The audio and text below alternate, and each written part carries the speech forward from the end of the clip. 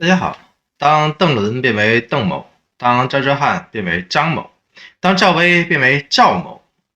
这种连串社死之后再踩上一脚，让你最终变为无名氏的骚操作，就是社会主义特色的娱乐圈操作手法了。邓某的社死也冤也不冤，背后还是我经常提到的那个团队的影子。当以前的灰色地带现在一刀切变成了黑色地带的时候，不好意思，无论赵丽颖还是王一博，请好好的审视一下背后的团队才行。这个团队到底还够不够给力？还有没有能人？还能不能避祸呢？深度加温度，新闻最专注。2022年的3月15号，邓伦突然之间变为了邓某了，突然之间就出事儿了。这种出事儿理由是绝对充分的，过程也是不容置疑的，因为是涉税问题，被处罚1亿。消息一出，林子就倒了，鸟就全飞了。众多品牌方纷纷都宣布和邓某一刀两断，互不相关了。现在邓某这2个字从流量明星立马就变为了违禁词儿了。这一瞬之间发生的事情，让很多人都反应不过来，也都不敢去相信。即便事情真的是已经发生了，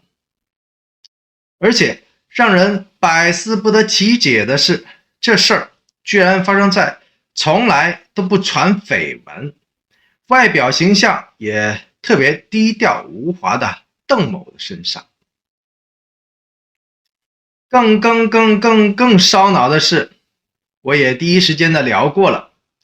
盖章认证、根正苗红的邓某，在邓某有份出演《理想照耀中国》隆重开播的时候，央视党媒还大肆宣传说，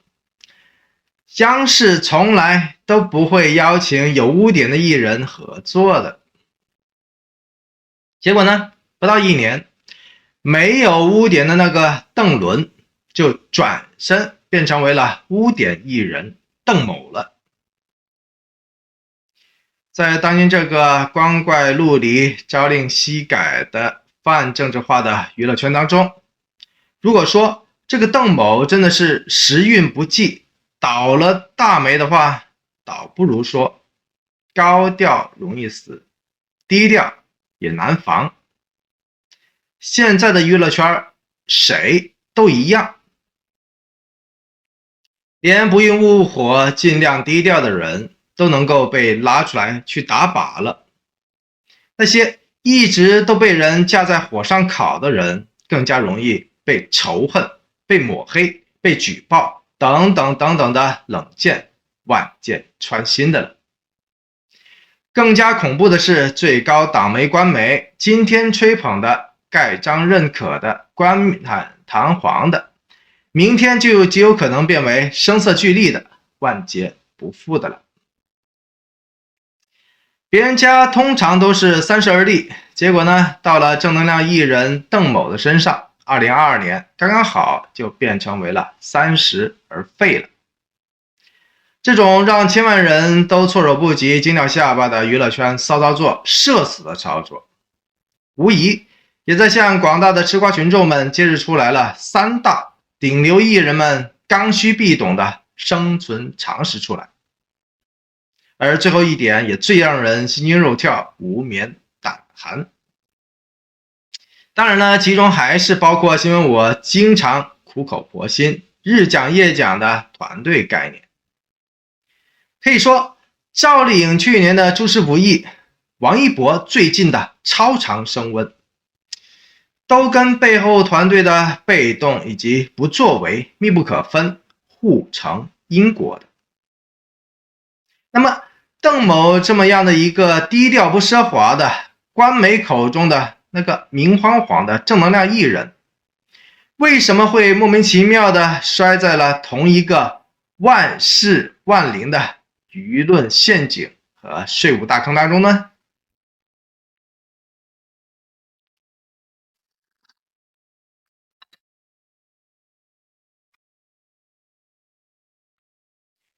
为什么一些已经被反复曝光无数次的税务问题的顶流大咖，现在都还暂时没事儿，依旧是暂时高调呢？如果说邓某只是一个杀鸡给猴看的2022年首个娱乐圈牺牲品，那么那个猴子，或者说那些猴子又会是谁呢？所谓魔鬼藏在细节当中，站在新闻我老是与别不同的视角当中去审视这一整场的闹剧的话，很明显，邓某绝不会是2022年最后一个的牺牲品，也绝对不是牺牲的毫无意义的那一个牺牲品。请注意，他被射死的原因是碰上既死无从质疑的税务的问题，而这个税务问题同样也是一个可大可小的伸缩性极强的问题来的。熟悉本频道的人都会知道，去年我早就已经深入的探讨过了很多次了，关于税务的内核问题了，都是满满的干货，关联到了赵丽颖，也关联到了王一博了。因为查税风暴从去年开始就一直都在暗中的进行着，排查着。说白了，现在的中国，特别是改开以来，没有几个明星大腕或者说直播网红都能够拍着自己的胸脯，保证自己100%的没有行走在灰色的地带，甚至保证自己完完全全没有踩到国家所设定的红线的。因为无论国内还是国外，合理避税、依法节税，完完全全是合理合法的要求和操作来的。即便中国的法律有时候真的也是变化性很大很大的，然而呢，这些避税的现象在国内依旧是所有国内艺人们心照不宣、彼此共识的。只能说避税的行为一旦正式成为了违法的行为的话，那么整个娱乐圈没有任何人是真真正正干净的，保证是一查就一个准了，谁也逃不了。去年众多的明星纷纷注销了自己旗下的公司，注销了各自的工作室，甚至直接退出了某些的企业。说到底，就是因为他们已经开始担心原本合理合法的避税的行为会突然之间变为非法偷漏税的行为了。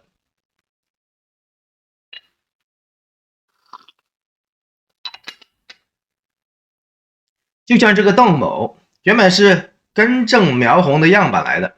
转眼之间就成为了污点艺人、劣迹艺人了。合法避税和非法偷税，阳光艺人和污点艺人几乎都是权力机关一念之间发生的事情来的。当然了，有的艺人避税行为玩脱了、玩大了，就真的是成为了害群之马了。有些艺人一口气就开了10几家的公司，外加好多个工作室，这种的骚操作到底是要干什么呢？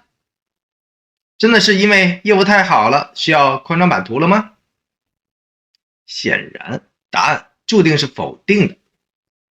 其中大部分的公司说白了都是皮包公司来的。当有些人把避税当成了自己的生意去做的时候，就已经开始想歪了，开始跑偏了。而新闻我早在去年就已经专门的专题开篇聊过了无数回的了。合法避税本来就是国家通常都会一只眼开一只眼闭的灰色的地带来的。现在好了，只要一刀切，把合理变为了合法的话，那么但凡有多个工作室的，曾经溜过避税天堂的所有的艺人们，注定个个都是砧板上的肉来的了。说到这，就必须提一提一个完全不容忽视的关键点，那就是艺人和艺人背后的那个团队了。比如赵丽颖和赵丽颖的团队，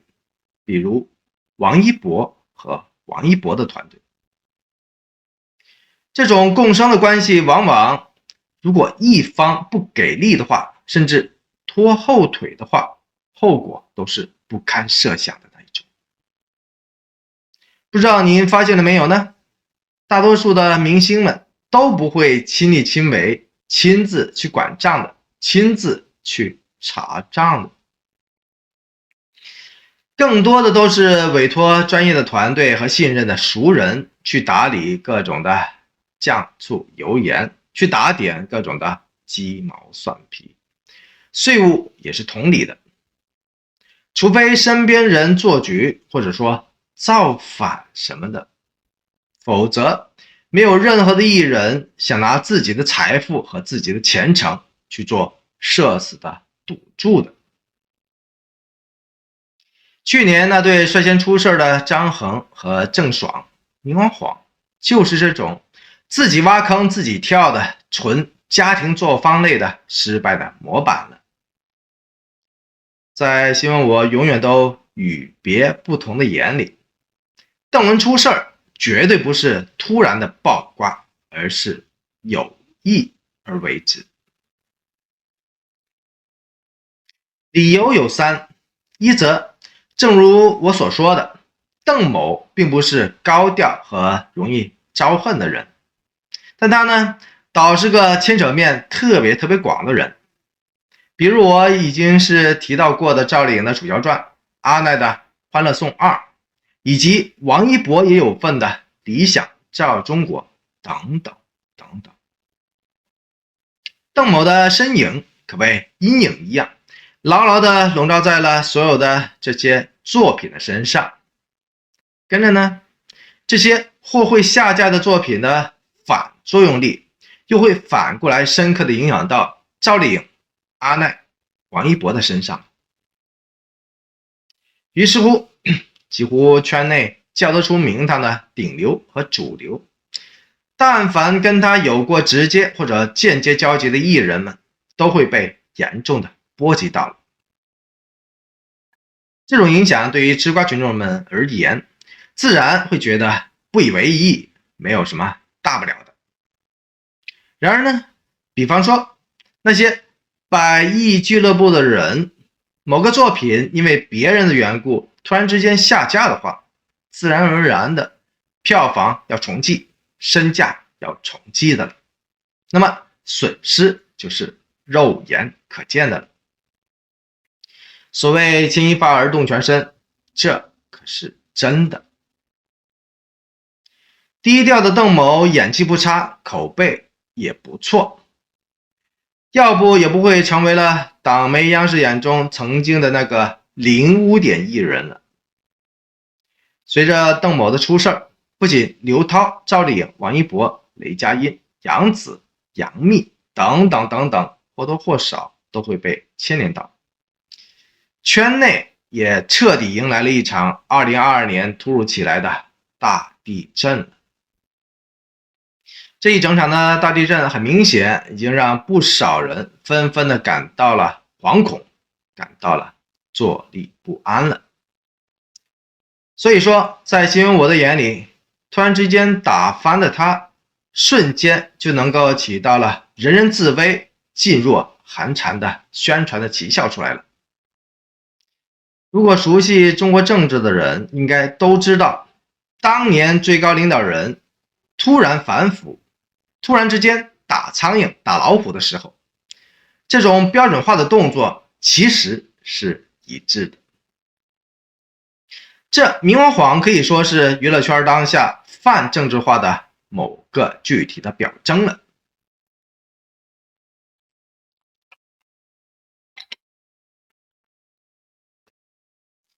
二则在另外一个层面上去看的话，邓某无疑只是一个相当悲催的被用来借力打力的娱乐圈斗争的牺牲品来的。把他拉出来打靶，不仅会连累了所有相关的已经上架了的作品，更把那些还没有上架的作品都给一锅端的了。前者的制片方倒是已经收回了自己的成本了，被禁与否，伤害的最多的都是其他那些无辜的演员们、艺人们，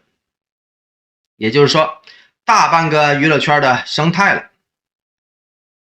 后者的制片方无疑是最惨的那一群人了，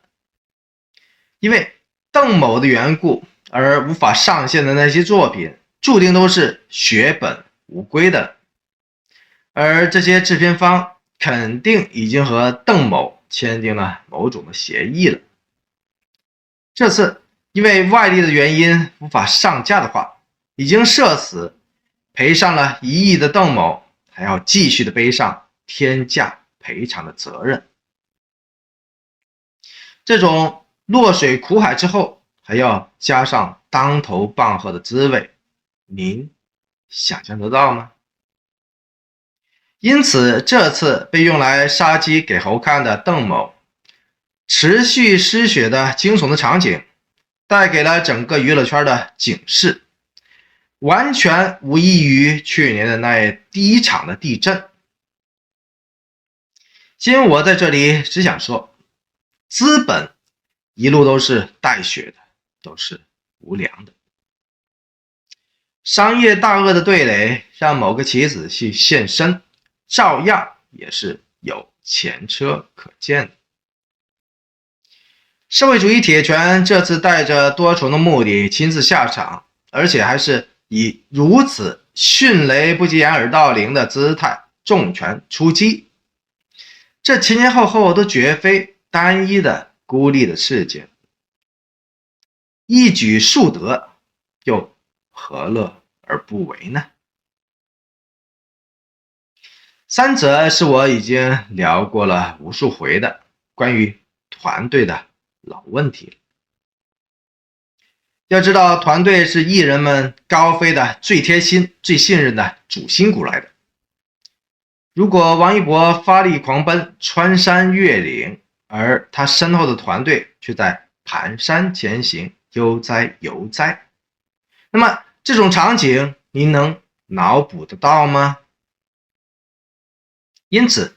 但凡熟悉本频道的人都知道，赵丽颖的团队、王一博的团队真的不是这2位拼命艺人的得力的翅膀来的，而是渐渐老去的、已经开始退化的羽毛来的。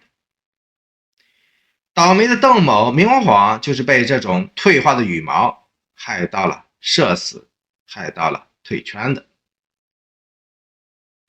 话说邓某偷逃税的大瓜是彻头彻尾团队发酵出来的。原本计算下来的话，他实际上少缴的个税其实并不多，其实仅仅1700万而已。而且在去年查账之后，他已经积极的配合补交过了4455万。因此他想当然的以为已经还清了所有的账目了，根本就不知道他自己居然还欠着那么1700万。说到这儿，这个梗实在是有点大吧。而他背后的团队呢，在接待和应对税务部门继续查账和直接催讨的时候，居然会莫名其妙的不理不睬，一拖再拖，进而呢让邓某也跟着无从知晓，懵懵懂懂的。说到这，您的心里面是不是已经堆满了无解的问号呢？如果是的话，那就对了。按说任何明星摊上了国家查账了这么一件的大事儿，肯定都会恨不得请上10个8个的财务来协查补漏的，没有人敢把这种社死大事儿放在一边不闻不问的。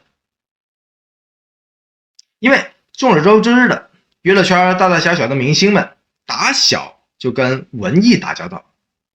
数理化知识注定不可能去熟悉的，不可能去专精的。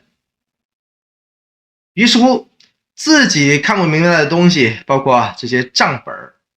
注定都会全部的交给自己的团队和自己的工作室去负责打理，去负责操作的。结果呢，邓某的团队呢，由于某种缘故，或许正是由于工作室他自己的账目本来就已经是混乱不清，一团浆糊了，因此呢，搞到整件事儿一拖再拖，铸成了大错。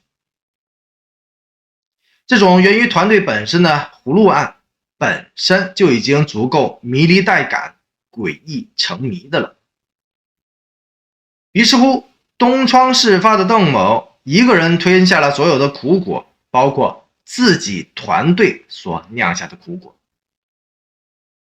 一口气被罚款了4倍，加上之前缴纳的4455万的 0.5 倍的罚款，合计罚款 1.06 亿。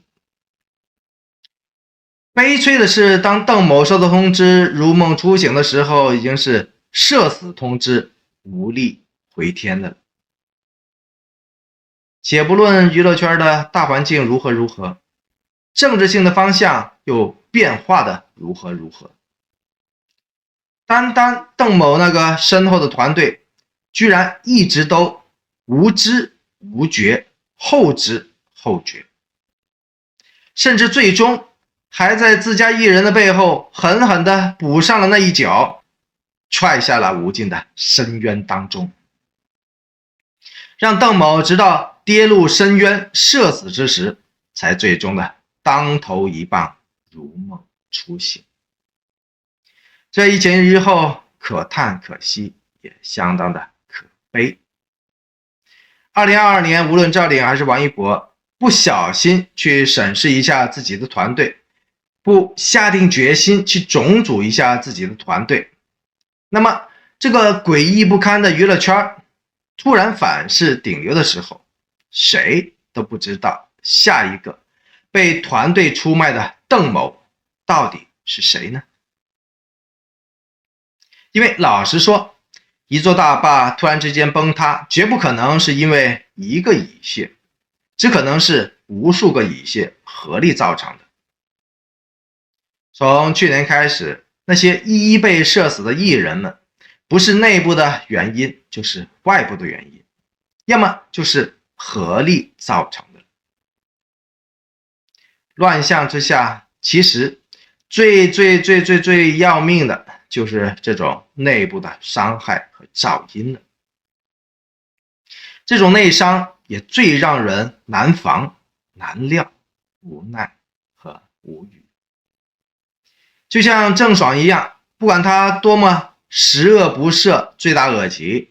出卖他的和害死他的，恰恰正是他曾经最信任的人来的。即便这个人已经被最后证实了，也不是什么好人来的。